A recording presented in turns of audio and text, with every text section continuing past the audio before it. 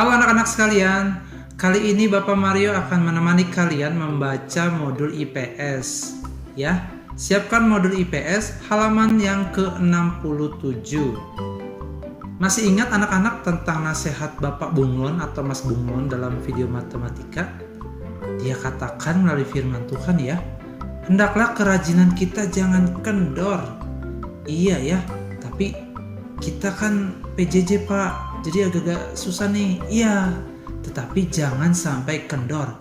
Kita harus menyemangati diri sendiri. Ayo semangat. Yuk kita mulai saja tentang Bapak Damar. Di sini ada Pak Damar.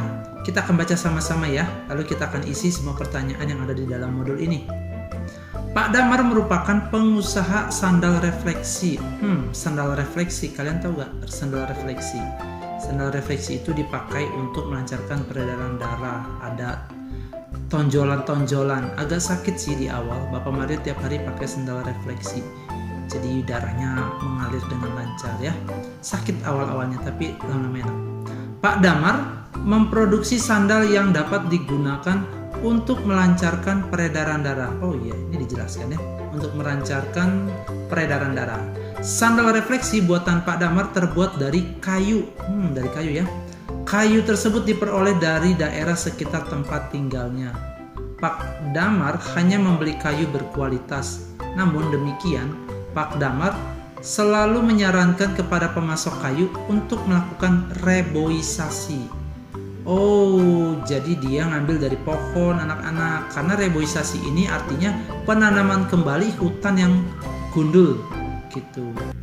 Jadi ternyata kayunya dari hutan, terus Pak Damarnya bilang kamu harus tanam lagi setelah penebangan, ya kan, betul kan, setelah penebangan.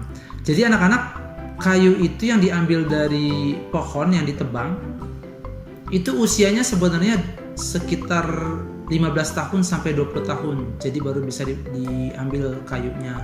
Jadi kalau mau melakukan reboisasi seharusnya dia sudah tanam dulu gitu ya bibitnya. Jadi pas ditebang bibitnya sudah agak besar baru dia tanam di situ. Jadi jangan pas sudah ditebang baru ditanam.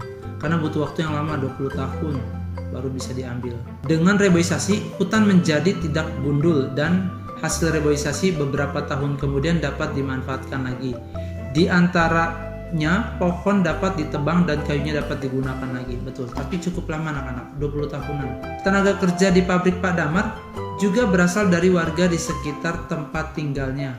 Wah, baik sekali ya, dia mempekerjakan orang-orang di sekitarnya. Sebelumnya, mereka diberi pelatihan terlebih dahulu oleh Pak Damar. Bahkan kini, beberapa tenaga kerja Pak Damar telah membuka usaha sendiri. Pak Damar kemudian menjadikan mereka sebagai mitra kerja untuk memenuhi permintaan pasar yang semakin meningkat. Wah, Pak Damar ini baik sekali ya anak-anaknya Pak Damar ini, karena karyawannya yang sudah bisa membuat sandal refleksi, dia membuka usaha sendiri. Biasanya ada bos-bos yang marah ya, kok kamu bikin usaha sama sih seperti saya, tapi dia tidak. Dia ini malah mendukung, malah dijadikan sebagai mitra kerja. Baik sekali Pak Damar, luar biasa. Kita lanjut yuk. Identifikasi itu tentukan, lihat, tentukan mana yang merupakan interaksi manusia dengan lingkungan pada bacaan di atas. Kalau kalian menyaksikan video referensi tentang interaksi sosial, di dalamnya ada interaksi manusia dengan lingkungan alam ya. Contohnya menanam padi, memancing, menebang pohon juga. Interaksi manusia dengan lingkungan pada bacaan di atas adalah satu, kalian bisa tulis di sini, menebang pohon. Jadi para pemasok kayu untuk Pak Damar itu mereka menebang pohon. Walaupun tidak ditulis di atas, kalian bisa menulisnya di sini lah. Para pemasok kayu menebang pohon. Itu adalah interaksi manusia dengan lingkungan. Lalu apalagi ya? Ada kata reboisasi. Nah, kalian tulis di sini. Para penebang kayu melakukan reboisasi, penanaman kembali hutan yang gundul. Iya, itu. Lanjut anak-anak. Bagaimana pengaruh interaksi manusia terhadap lingkungan bagi masyarakat dalam bacaan di atas? Jelaskan. 1. Pengaruhnya positif ya. Karena melalui lingkungan manusia mendapatkan kebutuhannya. Pak Damar mendapatkan kayu dari hutan, dari pohon-pohon yang ditebang. Itu pengaruhnya ya. Tapi juga ada pengaruh negatifnya anak-anak. Kalian bisa tulis di sini. Pengaruh keduanya adalah hutannya jadi gundul karena pohon-pohonnya ditebang. Tetapi sebaiknya memang ditanam kembali ya. Bagaimana pengaruhnya? Ya pengaruhnya itu Pak Damar memperoleh kebutuhannya akan kayu, sedangkan hutannya menjadi gundul. Yuk kita lanjut. Apa manfaat usaha Pak Damar bagi masyarakat di sekitarnya? Jelaskan. Tadi sudah dijelaskan ya. Di atas itu ada tertulis satu kalian tulis. Pak Damar mempekerjakan masyarakat di sekitarnya. Jadi masyarakat di sekitarnya itu mendapatkan penghasilan atau mendapatkan uang karena bekerja kepada Pak Damar. Itu manfaatnya. Yang kedua, masyarakat di sekitar juga bisa membeli sendal refleksi yang sangat berguna untuk melancarkan peredaran darah. Itu juga kalian boleh tulis di sini ya, anak-anak ya. Lalu manfaat usaha Pak Damar apalagi ya? Pak Damar menjadi mitra kerja gitu, atau menjadi rekan bisnis untuk pengusaha-pengusaha lain yang sama. Dia tidak menjadi pesaing yang jahat, tapi dia malah menjadi mitra kerja. Itu ya manfaat usaha Pak Damar. Luar biasa sekali Pak Damar.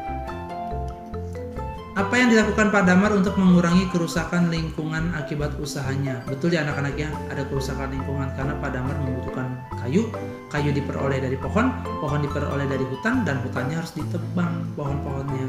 Jadi yang dilakukan oleh Pak Damar adalah dia menyarankan atau mendorong para penebang hutan atau penebang pohon untuk melakukan reboisasi. Kelima, apakah terdapat hubungan ketergantungan dalam bacaan di atas? Ya, yang pertama hubungan ketergantungan antara Pak Damar dengan pemasok kayu. Pak Damar butuh kayu, pemasok kayu butuh uang. Waktu dia jual kayunya, dia dapat uang. Kalian tulis itu ya. Bisa juga ketergantungannya seperti ini. Pak Damar dengan masyarakat, itu ada ketergantungan. Pak Damar membutuhkan masyarakat untuk membeli sendal refleksinya, sehingga Pak Damar memperoleh penghasilan untuk dirinya sendiri dan untuk menggaji karyawannya. Sedangkan masyarakat juga memerlukan Pak Damar. Kenapa? Karena masyarakat membutuhkan sendal refleksi untuk kesehatan. Nah, itu hubungan ketergantungan ya. Sebenarnya masih ada lagi, tapi kita lanjut aja dulu. Itu sudah cukup. Kalian isi ya di sini anak-anak ya. Nah, 67, 68 sudah lewat. Kita langsung masuk ke halaman 77. Nah, kita langsung masuk ke halaman 77. Wah, ini ada orang nih sedang apa ya, mereka mau demo ya. Kenapa ada anak-anak di sini? Hah? Mereka mau pada demo atau mau ngapain? Yuk kita lihat saja ini kisah apa ya. Program kerja pertama Pak Bakri Widodo adalah mengadakan jalan sehat. Oh, mereka sedang jalan sehat, kirain mau demo. Bagi warganya, jalan sehat tersebut diadakan pada hari Minggu agar dapat diikuti oleh seluruh warga masyarakat. Bagus ya Pak Widodo ini. Rencananya, jalan sehat akan dilakukan mengelilingi desa dan dengan menempuh jarak 6 km. 6 km ini jauh banget. Tapi kalau beramai-ramai enak. Tapi kalau sekarang jangan dulu ya. Sebab corona masih ada di luar sana. Kalaupun mau melakukannya harus memakai masker dan harus menjaga jarak. Yuk kita lanjut. Kegiatan jalan sehat berjalan dengan lancar. Warga masyarakat berjalan dengan santai sambil menikmati pemandangan alam serta mengobrol dengan warga lain. Sesampainya di garis finish, warga akan dihibur. Dihibur oleh siapa? Dengan kesenian daerah sambil menikmati makanan yang telah disediakan. Sepertinya ini kejadiannya sebelum corona ya. Sebab kalau saat ini, kalau seperti ini anak-anak, wah ini bisa digerebek oleh polisi ya. Kegiatan jalan sehat merupakan contoh interaksi manusia. Interaksi manusia lagi nih dengan lingkungan, baik lingkungan alam maupun lingkungan sosial. Interaksi manusia dengan lingkungan mempengaruhi pembangunan sosial budaya. Ada kemajuan ya anak-anak ya, ada pembangunan.